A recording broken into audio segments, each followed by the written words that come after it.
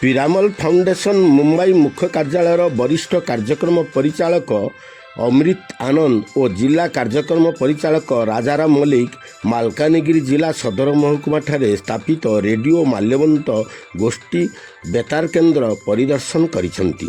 Radio Malyabanta FM ଗୋଷ୍ଠୀ ବେତାର କେନ୍ଦ୍ରର ଉତ୍ତମ ଭିତ୍ତିଭୂମି ଓ ଲୋକାଭିମୁଖୀ କାର୍ଯ୍ୟକ୍ରମ, ସ୍ଥାନୀୟ ଜନଜାତିଙ୍କ ପାରମ୍ପରିକ ନୃତ୍ୟ, ସଙ୍ଗୀତ, କଳା ସଂସ୍କୃତି, ଜିଲ୍ଲାର ସ୍ୱାସ୍ଥ୍ୟ, ଶିକ୍ଷା, ଉନ୍ନତିମୂଳକ କାର୍ଯ୍ୟ, ଲୋକାୟତ ପ୍ରତିଭା ଓ ବିଭିନ୍ନ କ୍ଷେତ୍ରରେ ଉଲ୍ଲେଖନୀୟ ସଫଳତା ହାସଲ କରିଥିବା ବ୍ୟକ୍ତିବିଶେଷଙ୍କ ସାକ୍ଷାତକାର, କେନ୍ଦ୍ର ଓ ରାଜ୍ୟ ସରକାରଙ୍କ ବିଭିନ୍ନ ବିକାଶମୂଳକ କାର୍ଯ୍ୟର ସଚେତନତା ବାର୍ତ୍ତା ସହ ଅନେକ ଲୋକାଭିମୁଖୀ କାର୍ଯ୍ୟକ୍ରମକୁ ରେଡ଼ିଓ ମାଲ୍ୟବନ୍ତ ଗୋଷ୍ଠୀ ବେତାର କେନ୍ଦ୍ର FM 89.6 ମେଗାହର୍ଟ୍ଜ ମାଧ୍ୟମରେ ପ୍ରସାରଣ କରାଯାଉଛି।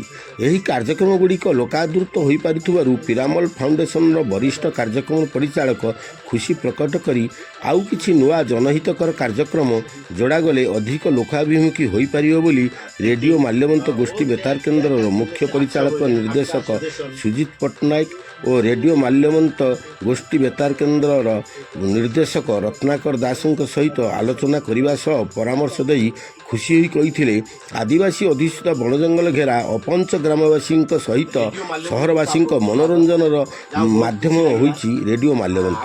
ଏହାକୁ ଅଧିକରୁ ଅଧିକ ଲୋକଙ୍କ ନିକଟରେ ପହଞ୍ଚାଇବା ଦରକାର ବୋଲି କହିଥିଲେ ଶ୍ରୀ ଆନନ୍ଦ। ଆମକୁ ବହୁତ ଆହୁରି ଖୁସି ଲାଗୁଛି। ଯାହା ହଉ ସେ ଦେଖିଲେ ମାଲକାନଗିରି ଜିଲ୍ଲା ଆଦିବାସୀ ଅଧିଷ୍ଠିତ ଅଞ୍ଚଳକୁ ଆସିକି ଭିଜିଟ୍ କରୁଛନ୍ତି। ଆହୁରି କ'ଣ କ'ଣ କରାଗଲେ ମାନେ ଭଲ ହେବ, ଆମେ ଆମର ରେଡ଼ିଓ ମାଲ୍ୟବନ୍ତ ଜନସାଧାରଣଙ୍କ ପାଖରେ ଆଦୃତ ହୋଇପାରିବ, ତାହା କ'ଣ କରାଯାଇପାରିବ ଆପଣଙ୍କ ଟିକେ କୁହନ୍ତୁ, ସଜେସନ୍ ଆପଣ କ'ଣ ଦିଅନ୍ତୁ। ଧନ୍ୟବାଦ ରତ୍ନାକର ବାବୁ। ତ ଆମେ ତ ଏହା ସହିତ ସମ୍ପର୍କରେ ଅଛନ୍ତି ବହୁତ ଦିନ ହେଲା ରେଡ଼ିଓ ମାଲ୍ୟବନ୍ତ ସହିତ, କମ୍ୟୁନିଟି ରେଡ଼ିଓ। ସମସ୍ତେ ଆମେ ଜାଣନ୍ତି ଯେ ମାଲକାନଗିରି ଏରିଆରେ ଗାଁ ସ୍ତରରେ ପହଞ୍ଚିବାକୁ ହେଲେ କମ୍ୟୁନିଟି ରେଡ଼ିଓର ଭୂମିକା ଗୁରୁତ୍ୱପୂର୍ଣ୍ଣ ଅଟେ। ଯେମିତିକି ସରକାରଙ୍କର ଯେଉଁ ସ୍କିମ୍ସ ହେଉ, ସରକାରଙ୍କର କିଛି ଆୱାରନେସ୍ କ୍ୟାମ୍ପେନ୍ ହେଉ ଏବଂ ଯେଉଁ ଡେଭଲପମେଣ୍ଟ ପାର୍ଟନର ମାନେ ଅଛନ୍ତି ତାଙ୍କର ସ୍କିମ୍ସ ହେଉ, ସେଟା ପହଞ୍ଚିବା ପାଇଁ ଏକମାତ୍ର ମାଧ୍ୟମ ହେଉଛି କମ୍ୟୁନିଟି ରେଡ଼ିଓ ବା ରେଡ଼ିଓ ମାଲ୍ୟବନ୍ତ, ଯାହାକି ଘରେ ଘରେ ପହଞ୍ଚି ପାରିବ।